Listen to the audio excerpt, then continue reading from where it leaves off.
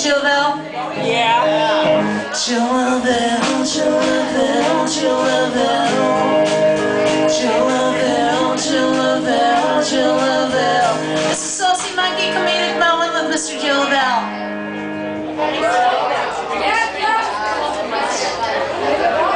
So, we finally had to move my grandfather into the old folks' home. He was just getting up there in age. We had to move him into the old folks' home. And he resisted at first, but he's a social kind of guy. He actually ended up liking the fact that he had other people around to socialize with.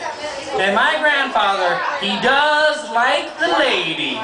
And he did meet a nice young lady. She was about 80. He was practically robbing the cradle. But he met this nice 80-year-old woman named Mildred, and they started dating. They would go out every night after dinner. He would meet her at her room. He'd knock on her door, and they'd go for a walk in the garden. And they'd sit on a bench, and they'd chat, and they'd hold hands, and they'd smile. But it got to the point where my grandfather wanted it to go a little bit further. So one day, after he knocks on her door after dinner, and they take a walk, and they walk in the garden, they sit on their favorite bench, and they smile at each other, he says, "So, Mildred, I'd love it if you gave me a hand job." Mildred says, "No, I don't want to give you a hand job. I don't want things to go that way. I just enjoy the conversation. I enjoy your company. That's what I'm here for."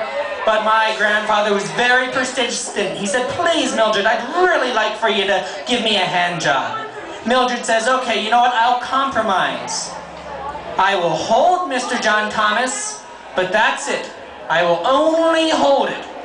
We're not doing the Lindsay hop. I will only hold it." So my grandfather accepts that at first. And then next day, he knocks on her door after dinner. They go for a walk in the garden. They sit on their bench. And she just holds John Thomas. That's it. She just holds it. All she does is hold it. And this goes on for about a week, week and a half. They'd go, they'd sit in the garden, and she would just hold it. And that would be it. And then my grandfather doesn't knock on her door after dinner one night. And then the next night, he doesn't knock on her door. And the next night, he doesn't knock on her door. So finally, after the third night that he didn't knock on her door, she goes to the garden to see if he's there. She finds my grandfather in the garden, sitting on their favorite bench with another woman. And that woman has her hand in his lap. So Mildred says to my grandfather, "What does she have that I don't have?" And my grandfather says, "Parkinson's."